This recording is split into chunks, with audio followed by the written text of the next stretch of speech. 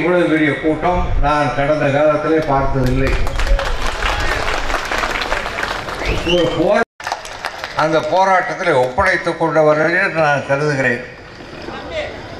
உண்மையாகவே இங்கே பேசிய நண்பர்கள் அத்தனை பேர் அதிகம் பேசாத ஜெயசீலனே பேசக்கூடிய அளவுக்கு ஒரு புதிய ஆர்வம், எழுச்சி, உணர்ச்சி ஏற்பட்டிருப்பதை நான் காண்கிறேன்.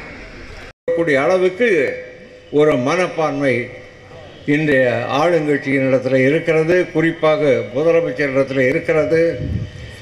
அதை மாற்ற வேண்டுமானால் தமிழன் எவரையும் தாழ்த்தான், எவருக்கும் தாழான். நீங்கள் ஆட்சியில் இருந்தாலும் அதற்காக நாங்கள் அடங்கி ஒடுங்கி விட மாட்டோம், ஆமையாகி விட மாட்டோம், ஊமையாகி விட மாட்டோம். எங்களை முயலென நீங்கள் வேட்டை ஆடிவிட முடியாது. உங்களுக்கு பதில் சொல்லக்கூடிய ஆற்றல் எங்களுக்கு உண்டு. நீ சட்டமன்றத்தில் இருந்து கொக்கரிக்கிறாய், நாங்கள் சிறைச்சாலைக்குள்ளே இருந்து கொக்கரித்து காட்டுவோம் சொல்லக்கூடிய அளவுக்கு ஒரு உணர்ச்சி, ஒரு எழுச்சி, தன்மானத்தினுடைய வெளிப்பாடு, பெரியார் ஊட்டிய அந்த சுயமரியாதை பற்று, பேரறிஞர் அண்ணா வளர்த்த இன வேட்கை, இன பற்று, இன உணர்வு, இன சார்பு, கலைஞர் கட்டி காப்பாற்றுகிற லட்சிய கொள்கை. இந்த கொள்கைக்காக நம்முடைய தோழர்கள், அதுவும் இடைக்காலத்தில் நடைபெற்ற தேர்தலில் நாம் ஏனோ தோற்றுவிட்டோம், எப்படியோ தோற்கடிக்கப்பட்டு விட்டோம், எப்படியோ ஆட்சி படத்தை கைப்பற்றி கொண்டார்கள். அதிகாரத்தில் இருப்பதற்கான தகுதியற்றவர்கள் அதிகாரத்தை கைப்பற்றி கொண்டார்கள். மக்களை பற்றி கவலைப்படாதவர்கள் மக்கள் ஆட்சி என்ற அந்த போர்வையில் அதிகாரத்தை பீடத்திலே அமர்ந்து கொண்டார்கள். எனவே அவர்களுக்கு அறிவூட்டுவதற்கு, எச்சரிக்கை செய்வதற்கு, இந்த நாட்டு மக்களுக்கு ஒரு தெம்பு வருவதற்கு, ஊக்கம் வருவதற்கு, ராமன் ஆண்டால் என்ன, ராவணன் ஆண்டால் என்ன என்று கேட்டுவிட்டு ஒதுங்கி விடுகிற மனப்பான்மைக்கு சொந்தக்காரர்களாக நாம் ஆகிவிடக்கூடாது. எங்கள் இனம்தான் இந்த நாட்டை ஆள வேண்டும், வேற்றினம் ஆளக்கூடாது. தமிழனுடைய மானத்தை, மரியாதையை காப்பாற்றக்கூடியவன் ஒரு தமிழனாகத்தான் இருப்பான், தமிழர் அல்லாதவராக இருக்க மாட்டார். அல்லாதவர்கள் அப்படி இருக்க மாட்டார்கள். தமிழன் எவ்வளோ பெரிய மன்னர்களாக விளங்கிய தமிழர்கள், சேரன் செங்குட்டுவன், பாண்டிய மன்னன் நெடுஞ்செழியன், சோழன் கரிகால் பெருவளத்தான் என்று ஒரு பட்டியலிட்டால் 50 பேர் 100 பேர் தமிழ்நாட்டை ஆண்ட மன்னர்கள். அந்த மன்னர் ஆண்ட நிலத்தில் ஒரு புரோகித கூட்டம் ஆட்சி செய்யக்கூடிய ஒரு மனப்பான்மை, அந்த புரோகிதர்களுக்கு அந்த தகுதி இருப்பதாக எண்ணுகிற ஒரு அறியாமை மூடிக்கொண்ட காரணத்தால், நம்முடைய செயல்பாடு ஒடுங்கி போன காரணத்தால் அந்த இடத்தை நிறைவு செய்து ஆட்சி படத்தில் இன்றைக்கு அமர்ந்து கொண்டார். புரட்சி பாடினார், தமிழாய்ந்த தமிழ் மகன்தான் தமிழகத்தில் முதலமைச்சராய் இருத்தல் வேண்டும். தமிழ் அறியாதார், தமிழை மதியாதார், தமிழ் ஆட்சியை ஏற்காதார், தமிழுக்கு துணை நிற்காதார், தமிழ் பகை எதிர்க்காதார், அப்படிப்பட்டவர்கள் தமிழ்நாட்டிலே ஆட்சியிலே அமர்வது தமிழுக்கு இழுக்கு, தமிழ் இனத்துக்கு இழுக்கு. இது பாவேந்தர் பாரதிதாசன் அவர்கள் பாடி காட்டியது. இந்த அறப்போராட்டம் முதலே நான் சொல்ல விரும்புகிறேன், கலைஞர் அறிவித்திருக்கிறார், இது ஒரு அறப்போராட்டம். திராவிட முன்னேற்றக் கழகம் பேரறிஞர் அண்ணாவால் உருவாக்கப்பட்ட அந்த காலத்தில் இருந்து நாம் நடத்திய அத்தனை போராட்டங்களும் அறப்போராட்டம். ஜனநாயகத்தில் அறப்போராட்டத்திற்குத்தான் மதிப்பு, சர்வாதிகாரத்தில் வன்முறை போராட்டத்திற்கு இடம் உண்டு. இன்றைக்கு நடைபெறுவது சர்வாதிகாரம் தோற்றம் தருகின்ற எதேச்சாதிகாரம். இருந்தால் ஹிட்லரே வருவான், ஹிட்லரே வந்தால் எதிர்ப்பதற்கு படைதான் வேண்டும். சர்வாதிகார மனப்பான்மை கொண்டு எதேச்சாதிகார செய்கிற அப்படிப்பட்டவருடைய தலைமை இருக்குமானால் மக்கள் எழுச்சி தான் அதற்கு பாடம். எனவே மக்கள் எழுச்சி கொண்டால் எதேச்சாதிகாரம் நாட்டை விட்டு ஓடும். அந்த மக்கள் எழுச்சி ஏற்படுத்துவதற்காகத்தான் இங்கே ஜூலை 4ஆம் தேதி கலைஞர் அவர்களால் செயற்குழுவில் கலந்து பேசி பெரியசாமி போன்ற மாவட்ட செயலாளர்கள் அந்த கூட்டத்தில் இங்கே பேசுகிற அதே நடையிலே முழு அளவும் பேசவில்லை. பேசினால் செயற்குழு தாங்காது. அவர்களுக்கு தேவையான அளவுக்கு, அந்த செயற்குழுவுக்கு தேவையான அளவுக்கு நம்பிக்கையோடு பேசினார். தலைவர் ஆணையிடட்டும், நாங்கள் நிறைவேற்றுகிறோம் என்று சொல்லி இங்கே இந்த படையை திரட்டி வைத்திருக்கிறார். நான் அறப்போர் என்று சொல்வதற்கு காரணம், நம்முடைய அடைந்தால் போதும் என்று நம்பினாரா? இந்த சமுதாயத்தில் யாரை விட்டு வைத்தார்? யாரை வாழ வைப்பதற்கான திட்டங்கள் தீட்டாமல் கைவிட்டார். தொழிலாளர்களை காத்து உயர்த்தினார், மீனவர்களுக்கு வாழ்வளித்தார், அரசு அலுவலர்களுக்கு ஊதிய உயர்வு வழங்கினார், காவல்துறையை சேர்ந்தவர்களுக்கு பல்வேறு நன்மைகள் 2 கமிஷன் போட்டு அவர் பரிந்துரை செய்த நன்மைகளிலே பல நன்மைகளை செய்தவர் கலைஞர். இங்கே நம்முடைய கீதா ஜீவன் அவர்கள் பேசுகிற போது நியாய விலை கடையினுடைய யோகியதை சொன்னார்களே, அந்த நியாய விலை கடையில் கலைஞருடைய ஆட்சியில் 1 ரூபாய்க்கு அரிசி போட்ட காலத்தில் நியாய விலை கடையில் இந்த குற்றங்கள் நடைபெற்றனவா? இப்படி அரிசி திருட்டுத்தனமாக கொண்டு போகப்பட்டதா? இன்றைக்கு மண்ணெண்ணெய் கிடைக்கவில்லை என்கிறால் இந்த நிலைமை இருந்ததா?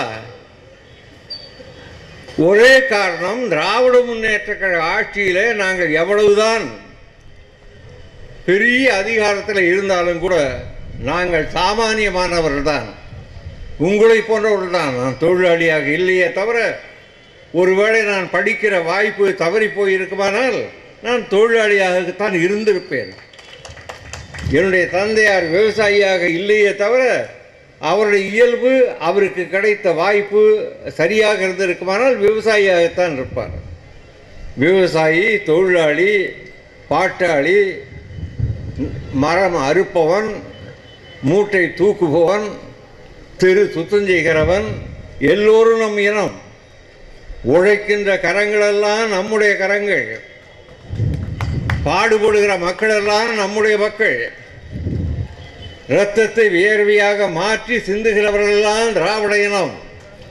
அவர்களுக்காக பாடுபடுவதுதான் திராவிட முன்னேற்ற கழகத்தினுடைய ஒரே லட்சியம். அப்படி பாடுபட்ட காரணத்தாலே தான் தூத்துக்குடியிலே கழகம் வளர்ந்து தலை நிமிர்ந்து நிற்கிற ஒரு நிலையை நான் காண்கிறேன். தூத்துக்குடி நீண்ட நெடுங்காலமாக நீதி கட்சியினுடைய தலைவர்கள் இந்த மாவட்டத்தில் இருந்தார்கள். திராவிட கழக தலைவர் இருந்தார்கள். திராவிட முன்னேற்ற கழக தலைவர் இருக்கிறார்கள். இந்த வளர்ச்சி லட்சியத்தை காப்பாற்றுகிற காரணத்தால் தான் திராவிட முன்னேற்ற கழகத்திற்கு மக்களுடைய ஆதரவு இருக்கிறது. ஆனால் தேர்தலில் தோற்று போகிறோம் என்றால் பல நேரங்களில் தேர்தல் ஒரு சூதாட்டம், பல நேரங்களில் தேர்தல் நம்மை நாமே ஏமாற்றிக் கொள்கிற ஒரு முறை.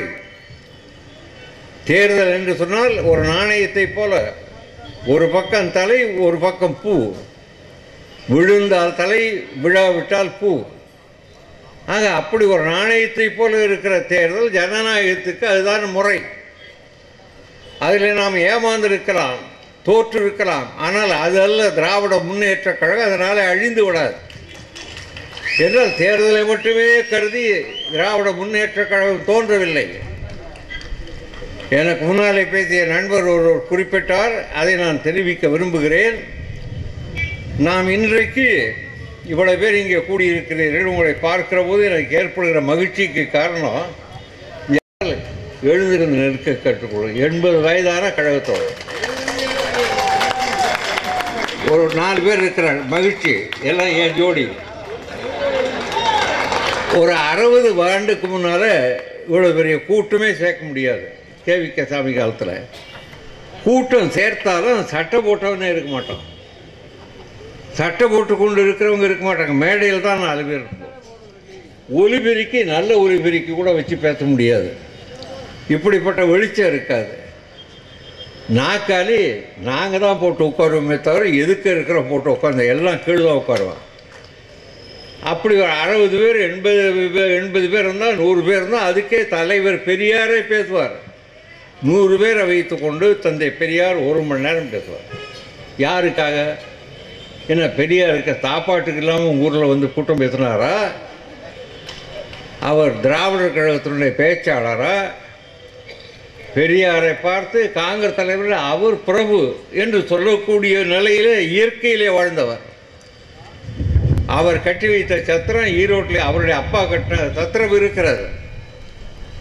அவர் ஏன் நம்ம ஊரில் வந்து தூத்துக்குடி கேவிகே சாமி வச்சுக்கிட்டு சிவசாமியை வச்சுக்கிட்டு தங்கப்பழத்தை வைத்துக்கொண்டு அல்லது நீதிமாணிக்கத்தை வைத்துக்கொண்டு நீதிமாணிக்க மகனை வைத்துக்கொண்டு எதுக்கு தந்தை பெரியார் அரை மணி நேரம் ஒரு மணி நேரம் பேசினார்? ஒரே காரணம், நம்முடைய மக்கள் நம்முடைய இனம் அவர்கள் மானமுள்ளவர்களாக உயர வேண்டும். அவர்களை இழிவுபடுத்துகிற எல்லா கருத்தும் ஒழிய வேண்டும். நம்மை இழிவுபடுத்தி நம்ம எல்லாம் தமிழர்களை எல்லாம் தமிழர்கள் திராவிடர்கள்னு சொல்லக்கூடிய மலையாளம் பேசுகிறாலும் சரி, தெலுங்கு பேசுகிறாலும் சரி, கன்னடம் பேசுகிறாலும் சரி, நம்ம எல்லாம் தன்னை போல மனிதர்கள் என்று ஆரியம் கருதவில்லை. இவர்களெல்லாம் சூத்திரர்கள்.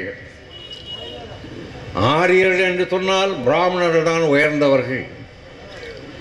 சத்திரியர்கள் அதற்கு அடுத்த கட்டம். சூத்திரன் என்று ஒரு புராண கருத்து, பொய் கருத்து, மக்களை வஞ்சிக்கிற கருத்து, தெய்வத்தின் பெயரால் சொல்லப்பட்ட கருத்து இந்த நாட்டில் சொல்லப்பட்டு அதன் அடிப்படையில் ஆரியர்கள் அல்லாதவர்களெல்லாம் அவருடைய அகராதியிலே சூத்திரர்கள். ஆரியர்களே உயர்ந்த ரகம்னு தங்களை கருதி கொண்டவர்கள் பார்ப்பனர்கள். கொஞ்சம் அதிகார வாய்ப்பு பெற்றவர்கள் சத்திரியர்கள். அதற்கு அடுத்த நிலையில் வியாபாரம் செய்து பிழைத்தவர்கள் வைத்தியர்கள். தமிழ்நாட்டிலேயோ தென்னாட்டிலேயோ எந்த ஆரியனும் கிடையாது. வந்த ஆரியன்லாம் 4 பிராமணன் தான். 100க்கு 2 பேர் பிராமணர்கள் இங்கே வந்தார்கள். வேறு ஜாதி சத்திரியஞ்சே வர போகிறாங்க. வைசியனுக்கு அங்கேயே வேலை இருந்தது. அங்கிருந்த சூத்திரன் சொல்லப்பட்டவரும் ஆரியர் அல்லாதவர்கள். இங்கே நம்மை சூத்திரன் என்றாக்கி நமக்கு என்னென்ன இலக்கணம் தெரியுமா உங்களுக்கு? ஆரிய அகராதியில் சூத்திரர்கள் ஆண்டவனால் பிராமணர்களுக்கு தொண்டு செய்வதற்கே படைக்கப்பட்டவர்கள். மேல் ஜாதிக்கு பணி செய்வது சூத்திரர்கள் கொடுத்து வைத்த புண்ணியம். பார்ப்பானுக்கோ மேல் ஜாதிக்கோ தொண்டு செய்கிற எந்த சூத்திரனும் கூலியை எதிர்பார்க்க கூடாது. பிராமணன் விரும்பி கொடுத்தால் வாங்கி கொள்ளாமே தவிர கட்டாயப்படுத்தி கேட்கக்கூடாது. இதெல்லாம் சொல்லிவிட்டு இந்த நிலையிலிருந்து மாற்றம் வேண்டுமானால் பிராமணர்களுக்கு நல்ல தொண்டு செய்து அதில் கிடைக்கிற புண்ணியத்தால் மறுபிறவியில் நீ உயர்ந்த ஜாதி ஆகலாம்.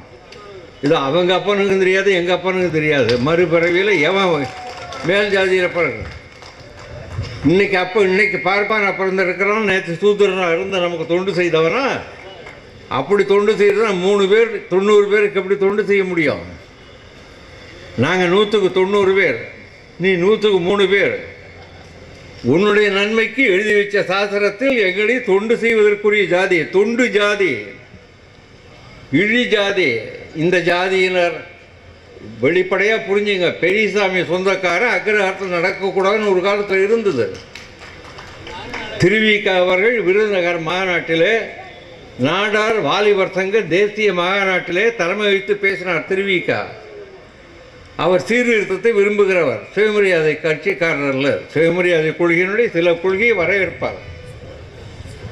திருவிக பேசி முடித்தவுடனே நாடார் வாலிபர் சங்க தோழர்கள் இளைஞர்கள் திருவிக அவர்களை பார்த்து கேட்டார், ஐயா உங்களுடைய கருத்துக்களெல்லாம் எங்களுக்கு மிகுந்த மன நிறைவு மகிழ்ச்சி அளிக்கிறது.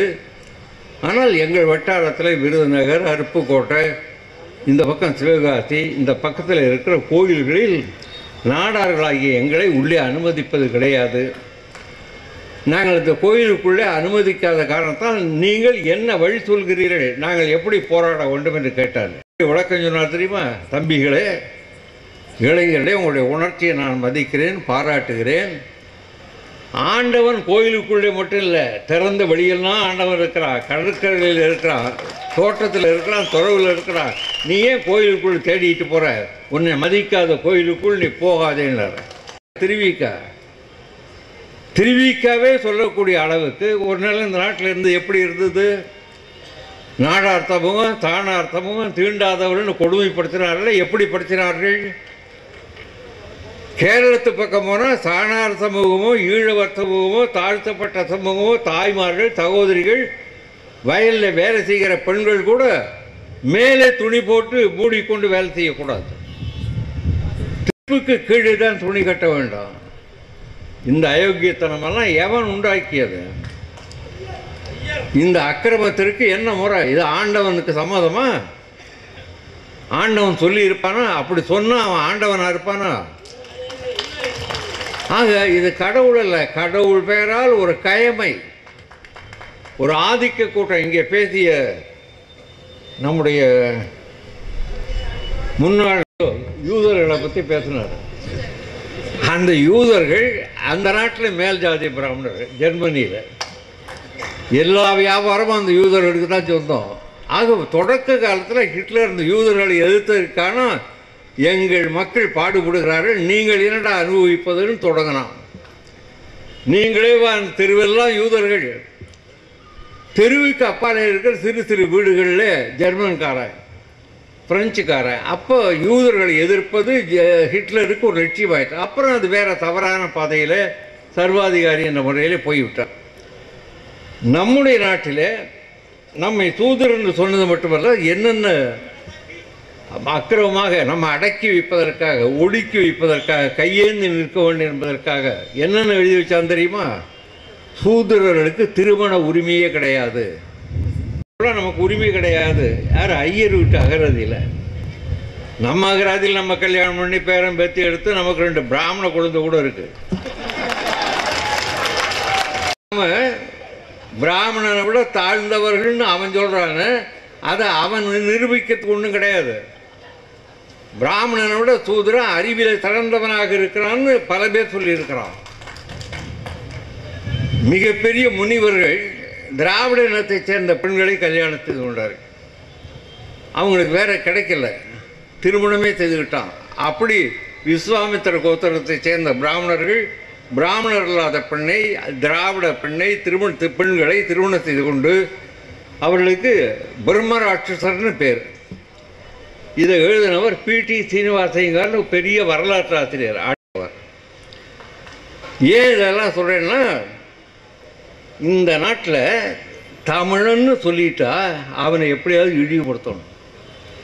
தமிழன்னு சொன்னால் அவனுக்கு அறிவு இருக்காது, தமிழன்னு சொன்னால் அவன் ஆட்சி நடத்தக்கூடாது. சூத்திரன் ஆட்சி நடத்துகிற நாட்டில் பிராமணன் குடியிருக்கக்கூடாது. எதுக்காக சொன்னால் அவன் சாஸ்திரம், நான் சொல்ல.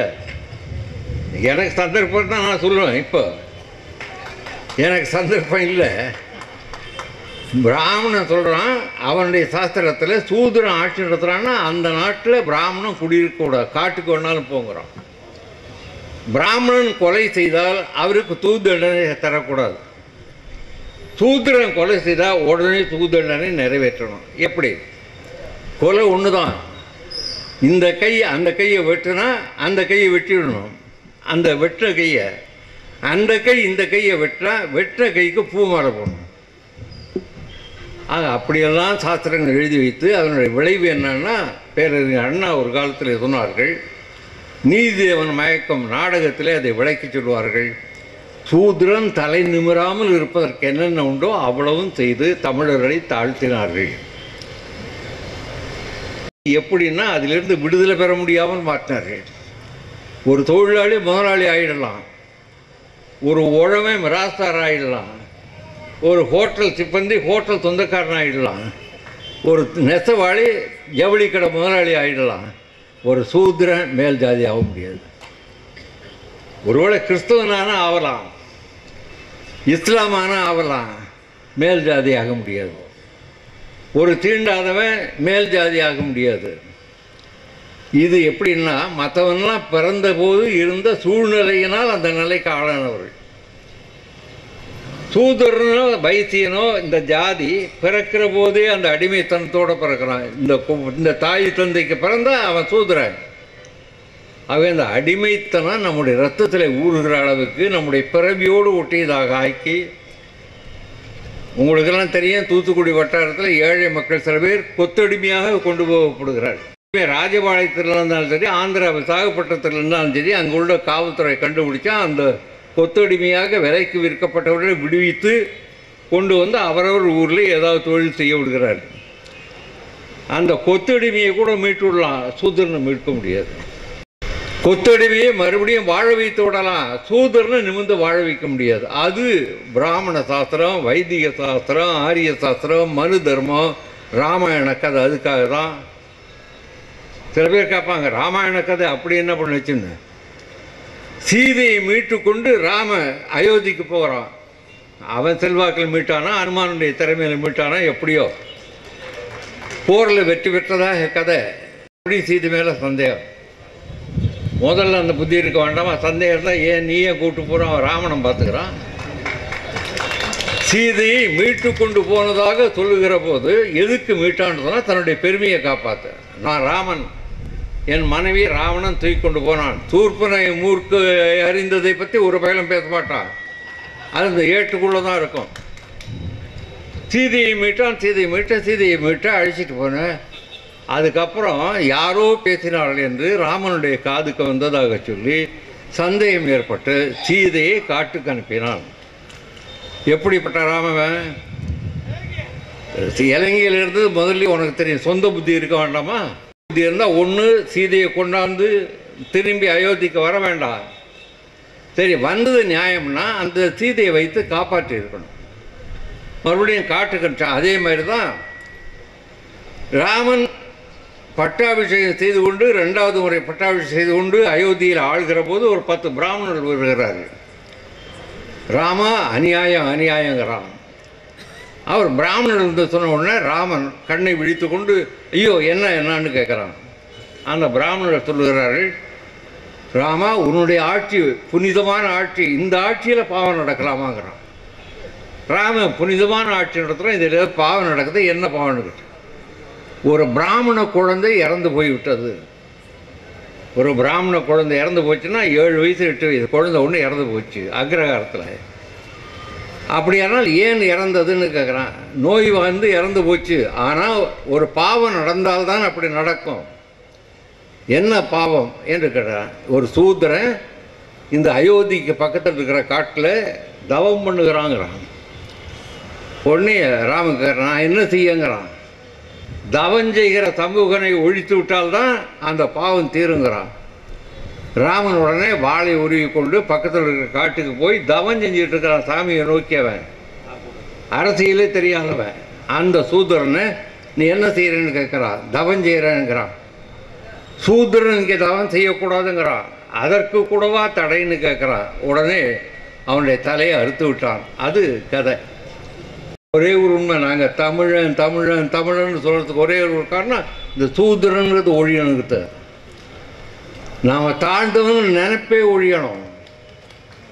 நாம் யாருக்கும் தாழ்ந்தவர், நாம் யாருக்கும் குடியல்லோம்னு அந்த காலத்தில் பாடினார்கள். நாம் யாருக்கும் தாழ்ந்தவரால். நம்முடைய நாட்டில் நம்முடைய மக்களுக்கான ஆட்சியை நம்மையோடு கலந்து இருக்கிறவர்கள் தான் நடத்த முடியும். தூத்துக்குடியை சேர்ந்தவன் தான் தூத்துக்குடி நகரத்தில் இந்த மக்களுடைய குறைகளை போக்குகிற அந்த பணியை செய்ய முடியும். அதே போல் தமிழ்நாட்டில் தமிழ்நாட்டு மக்களிடத்தில் உறவாடி அவர்களோடு கலந்து பழகி அவருடைய கஷ்ட நஷ்டங்களை தெரிந்து அவர்களுக்காக வாழக்கூடிய மனப்பான்மை பெற்றவன் தான் தமிழகத்திலே ஆட்சி நடத்த முடியும், ஆட்சி நடத்த வேண்டும். கலைஞர் 16 வயதில் தொடங்கினார்னு நம்முடைய தம்பிகளெல்லாம் பேச சொன்னார். நான் கூட 17-18 வயதில் பேச ஆரம்பித்தேன். ஏறத்தாழ 70 ஆண்டு காலம் அவரும் நானும் தமிழ்நாட்டு அரசியலில் எப்படியோ பெரியாரை பின்பற்றினோம், அண்ணா வழியை தொடர்ந்தோம். கலைஞரோடு நான் இருக்கிறேன், என்னோடு என்னை பாராட்டுகிறவராக ஆதரிப்பவராக கலைஞர் இருக்கிறார். அப்படி நடக்கிறது. தமிழனுடைய மனப்பான்மையில் ஒரு மாற்றம் ஏற்பட்டுவிட்டால் திராவிட முன்னேற்ற கழகத்திற்கு வீழ்ச்சியே கிடையாது. யாரோ சொன்னார்களாம் 2G என்று சொல்லப்படுகிற அரசாங்கத்தினுடைய அந்த மின்சக்தி ஆற்றலை விநியோகம் செய்வதில், தொலைபேசிக்கான அந்த ஆற்றலை விநியோகம் செய்வதில் ஏலம் போட்டிருந்தால் 1,75,000 கோடி அதிகம் பணம் கிடைத்திருக்கும். 1,75,000 கோடி பணம் கிடைக்காமல் போனதற்கு காரணம் அது ஏலம் போடாமல் முன்னால் வந்தவர்களுக்கு முன்னுரிமை என்று ராஜா மந்திரியாக இருந்தபோது விற்று விட்டார்கள். அதற்கு அந்த குற்றம் அவர்களை சாரும்னா, ஏலம் போடுறதுங்கிறது அரசாங்கத்தினுடைய கொள்கை இல்லை. முன்னால் வரவர்களுக்கு முன்னால் கொடுக்குறதுங்கிற முறை தான் அது வரையில் அரசாங்கத்தில் இருக்குது. அரசாங்க முறையை தான் ராஜா பின்பற்ற முடியும். அதற்கு அவருக்கு அப்படி ஒரு இழப்பு ஏற்பட்டதுங்கிறத கூட கணக்கு போட்டு காட்டல, உத்தேச கணக்கு. ஏலம் போட்டு இருந்தால், இவ்வளோ அதிகம் வந்திருந்தால், வந்ததை கணக்கில் எழுதியிருந்தால், எழுதியதையும் வந்ததையும் கழித்திருந்தால், கழித்ததற்கு பின்னால் மிச்சம் இருந்தால் அது 1 கோடி, 1,75,000 கோடி. எவ்வளவு பெரிய அக்கிரமம்! இதை ஆடிட்டர் ஆய்வு செய்கிற அந்த குழு இந்த கணக்கை சொல்லுச்சு. கணக்குத்தான் சொன்னார்களே தவிர ராஜாவோ அல்லது அன்றைக்கு எந்த திமுக அமைச்சர்களோ அவர்கள் செய்ததாக அவர் இந்த பணத்தை எடுத்துக்கொண்டதாக இன்னும் சொல்லலை. 1.5 ஆண்டு காலம் ஒரு மத்திய அமைச்சராக இருந்த ராஜா ஒரு திராவிடன் ஒரு தமிழன் தீகார் சிறையிலே வைக்கப்பட்டார். அந்த வழக்கில் தொடர்புபடுத்தி கனிமொழி எம்பி கலைஞருடைய மகள் தீகார் சிறையில் வைக்கப்பட்டார். இதே ஒரு அக்ரகாரத்து குழந்தையா இருந்தால் வச்சிருப்பாங்களா? நான் சொல்கிறேன், தமிழ்நாட்டை சேர்ந்த ராஜாஜிக்கு வேண்டியவர்கள் யாராவது இருந்தால் வச்சிருப்பாங்களா? டிடி கிருஷ்ணமாச்சாரி இருந்தால் குற்றஞ்சாட்டப்பட்டது இன்னும் நீதிமன்றத்தில் நிரூபிக்கப்படலை. 1,75,000 கோடினா நீங்கள் உட்காந்து அதை எழுதி சைபரில் போட்டு பாருங்கள். ஒரு பத்திரிக்கையில் நான் அந்த சைபரில் பார்த்து மலைச்சு போய் திருப்பி கூட்டி பார்க்குறேன். எனக்கு இன்னும் வரல. நான் எம்ஏ 1,70,000 அரசாங்கமே மொத்தமாக ஏலம் விட்டால் கூட இவ்வளோ பணம் வராது. ஏலம் விட்டால் இவ்வளோ பணம் வரும், அதனால் இவ்வளோ நஷ்டம். ஏலம் விடலையே, நேரடியாக விண்ணப்பத்தை வாங்கி கொடுக்கலாம்னு அன்னைய கொள்கை. அதன்படி கொடுத்தார். அந்த கொள்கைப்படி கொடுத்தா அதில் வந்த நஷ்டம் வந்திருந்தால் அது அரசாங்க கொள்கைக்கு வந்த நஷ்டம். தனிப்பட்ட ராஜாவோ தனிப்பட்ட கனிமொழியோ தனிப்பட்ட தயாநிதி மாறனோ திராவிட முன்னேற்ற கழகமோ என்ன சம்பந்தம்? தேர்தலில் எவ்வளவோ சிறப்பாக இந்த பிரச்சாரத்தை செய்து தினமலராக இருக்கட்டும் தினமணியாக இருக்கட்டும் இந்த 2G விளம்பரத்தை எவ்வளோ பெருசு செய்தார்கள். இப்போ நான் கேட்குறேன், 1.5 ஆண்டு காலம் ஜெயிலில் இருந்தார் நம்முடைய ராஜா அமைச்சர். ஒரு திராவிடன், இன்னும் சொல்ல போனால் ஒரு ஆதி திராவிடன், படித்த ஆதி திராவிடன், வழக்கறிஞராக விளங்கக்கூடிய தகுதி படைத்த ராஜா. இன்றைக்கு ஒரு அமைச்சராக இருந்தவர் குற்றவாளி என்ற பெயரால் விசாரணைக்கு உரியவராக கைது செய்யப்பட்டதாக சொல்லி சிறையில் வைத்து திகார் சிறையிலே 18 மாத காலம் வைத்தார்களே. திராவிட முன்னேற்ற கழகம் ஒரு தமிழ் இனத்துக்காக பாடுபடுகிற இயக்கம் என்ற காரணத்தாலே நாம் அனுபவிப்பதை தவிர வேற என்ன? இதையெல்லாம் பிரச்சாரத்தில் சொல்லுகிற போது நம்முடைய மக்களுக்கு என்ன புரியும்? என்னுடைய மகன் வயது 60, அவனுக்கு இந்த கணக்கெல்லாம் புரியல. என்னமோ நிறையா நடந்து போச்சுங்கிறாங்க அப்படின்னு தான் சொல்ல முடியுதே தவிர இந்த கணக்கு யாருக்கு புரியுது? இப்படி ஒரு கணக்கு நீதிமன்றத்தில் 36,000 கோடிங்கிறான். இன்னும் சரியான நஷ்டத்தை எங்களால் சொல்ல முடியலைங்கிறான். அதுக்கா தண்டனை? அதுதான் திராவிடனுக்கு சூத்திரனுக்குள்ள கதி.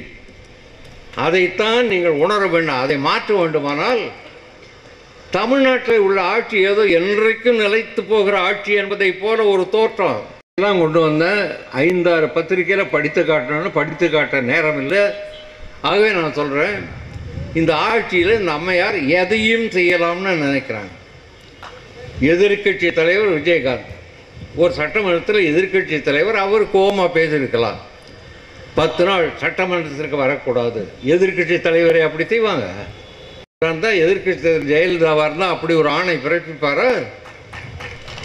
10 நாள்.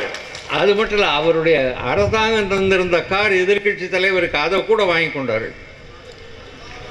ஒரு எதிர்கட்சி தலைவரையும் மதிக்காத ஒரு ஆட்சி. திராவிட முன்னேற்ற கழகம் சட்டமன்ற நடைமுறைகளை தெரிந்து கொள்ளாத கட்சி அல்ல.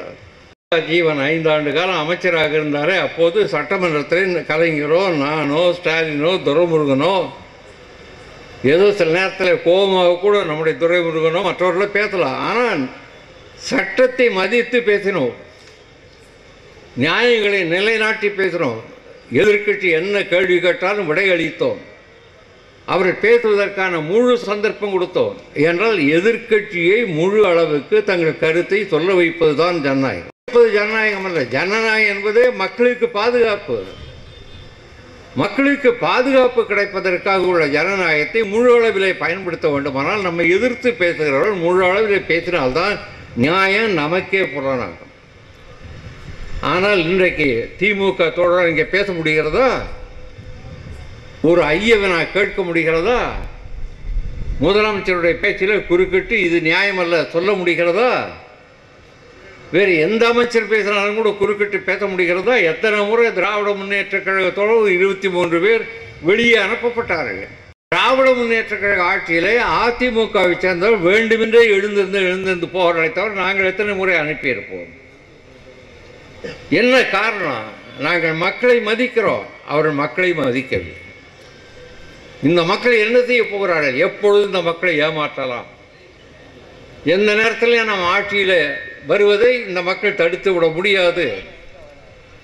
திராவிட முன்னேற்ற கழகத்தில் அமைச்சர்களாக இருந்த 7-8 பேர் மீது நில ஆர்ஜிதம் செய்து விட்டார்கள் வழக்கு. அந்த வழக்கெல்லாம் போடுவதற்கு காவல்துறைக்கு ஆணை பிறப்பிக்க அரசாங்கம் வெளியிட்ட ஆணை என்ன தெரியுமா? 2006 ஆண்டிலிருந்து 2011 ஆண்டு வரையில் திராவிட முன்னேற்ற கழக ஆட்சி நடைபெற்ற போது நாட்டிலே நடைபெற்ற நில ஆர்ஜிதங்களை எல்லாம் போலீஸ் கண்டுபிடித்து நடவடிக்கை எடுக்க வேண்டும். செவ்வாய்க்கிழமையிலிருந்து வெள்ளிக்கிழமை வரையில் திருநவன்லாம் போடுறான்னா, அப்போ மிச்ச நாள் திருநவன் அவங்க மாமிச்சான் 4 நாள். அதே போல் இந்த 5 வருஷம், நான் அதுக்கு முன்னால் 5 வருஷம் அல்லது அதுக்கப்புறம் தொடர்ந்து நில ஆர்ஜிதம் திராவிட முன்னேற்ற கழக தோழர்கள் யார் மீது வழக்கு போட்டாலும் நீதிமன்றத்தில் நாங்கள் சந்திக்க தயார்னு அறிவித்து சில வழக்குகளை சந்தித்திருக்கிறோம். பல வழக்கிலே விடுதலை பெற்றிருக்கிறோம். இன்னும் சில வழக்கிலே கைது செய்து உள்ளே வைத்துவிட்டு வெளியே வருகிற போது வாசற்படியில் ஜெயிலிருந்து வெளியில் வந்தால் உடனே இன்னொரு வழக்கு போட்டு உள்ளே அழைத்து போவார். என்னமோ போலீஸ்காரனுக்கு எங்களுக்கு என்னமோ விளையாட்டு மாதிரி. போலீஸ்காரன் யோகிதை என்னன்னு எங்களுக்கு தெரியாதா? ஐஜிக்களுடைய யோகிதை எங்களுக்கு தெரியாதா? போலீஸ்காரனை வைத்து அமைச்சர்கள் எப்படியெல்லாம் பயன்படுத்தி கொண்டார்கள் என்ற அந்த விவரம் எங்களுக்கு தெரியாதா? அதிமுக ஆட்சியிலே அவருடைய கையாளாக இருந்த போலீஸ் அதிகாரிகள் எங்களுடைய ஆட்சியிலே அவர்களை நாங்கள் அப்படி நடத்தாமல் மதித்து தகுந்த இடத்துல உட்கார வைத்து முறைப்படி செயல்பட வைத்தோம். இப்போ மறுபடியும் அந்த அம்மா அவங்களே மறுபடியும் அவர்கள் செய்த குற்றத்துக்கு தண்டித்து கொண்டிருக்கிறார்கள், கடுமையான நடவடிக்கை எடுக்கிறார்கள். ஆக காவல்துறை திராவிட முன்னேற்ற கழகத்தோழர் மீது பொய் வழக்கு போடுவதை முதலமைச்சரோ அல்லது அமைச்சர்களோ சொல்லி செய்கிறார்கள் என்று நாடு முழுவதும் அறியும். இதையெல்லாம் எதிர்க்க வேண்டுமானால் நாட்டு மக்கள் இந்த ஆட்சியினுடைய போக்கை எதிர்க்கிறார்கள். ஜெயலலிதாவினுடைய எதேச்சை அதிகாரத்தை நாட்டு மக்கள் கடுமையாக கண்டிக்கிறார்கள். ஆட்சியாளர்களை இந்த மக்கள் நம்ப தயாராக இல்லை. அவர் போட்ட வரி முறைகளை எல்லாம் நாம் கண்டிக்கிறோம். திராவிட முன்னேற்ற கழக தோழர் மீது முன்னாள் அமைச்சர்கள் மீது வழக்கு போடுவது மட்டுமல்ல, அவர்களை குண்டர் சட்டத்தில் அடைக்கிறார்கள். ஒருவரை சிறையில் அடைத்தால் அவர்கள் மீது வழக்கு தொடர்கிற வரையில் அவர் சிறையிலே தான் இருக்க வேண்டும். இன்னும் சொல்ல போனால் குண்டர் சட்டத்தில் அடைத்து இழுக்குப்படுத்துகிறார்கள். குண்டர் ரவுடின்னு அர்த்தம். குத்து குறைக்கெல்லாம் கையில் காசு வாங்கிட்டு யாரை வேண்டாலும் வெட்டுவார்கள், யாரை வேண்டுமானாலும் குத்துவார்கள். கூலி கொலைக்காரர்கள், அப்படிப்பட்ட கொள்ளையடிக்கக்கூடியவர்கள், அவர்கள் மீது 5-6 வழக்கு திரும்ப வழக்கு போட்டு இனி வெளியிலேயே விட்டு வைக்க முடியாதுன்னா குண்டர் சட்டம். முன்னாள் அமைச்சர் வீரபாண்டி ஆறுமுகம் குண்டர் சட்டத்தில் போடக்கூடியவரா? சென்னையில் உள்ள சாமி என்ற நம்முடைய முன்னாள் அமைச்சர் குண்டர் சட்டத்தில் போடக்கூடியவரா? அப்படி போட்டது நியாயம் என்று நீதிமன்றத்தில் உங்களால் நிரூபிக்க முடியுமா? இதற்கெல்லாம் என்ன காரணம் என்றால் திராவிட முன்னேற்ற கழகத்தை பழி வாங்கலாம், பழி வாங்க வேண்டும் என்ற நோக்கம் இந்த அரசு. எனவே அதையெல்லாம் எதிர்ப்பதற்கு நாட்டு மக்கள் தயாராக இருக்கிறார்கள். எனக்கு முன்னாலே பேசி இளைஞரணி தம்பி தலைமை கழக பேச்சாளர் பேசுகிறவர் சொன்னதை போல எதையும் தாங்குவதற்கான ஆற்றல் திராவிட முன்னேற்ற கழகத்திற்கு உண்டு. விட மாட்டோம், ஓய்ந்து விட மாட்டோம், உங்களை தொடர்ந்து உட்கார வைக்க மாட்டோம். எங்களை சிறையிலே தள்ளினாலும் இந்த லட்சியத்திற்காக நாங்கள் சிறை தண்டனை மகிழ்ச்சியோடு ஏற்றுக்கொள்வோம் என்று நம்முடைய தோழர்கள் உறுதியாக இருக்கிறார்கள். உங்களுடைய போராட்டத்தை நடத்த வேண்டும், அறப்போராட்டமாக நடத்த வேண்டும், அமைதியாக நடத்த வேண்டும் என்று கேட்டு விடைபெறுகிறேன். வணக்கம்.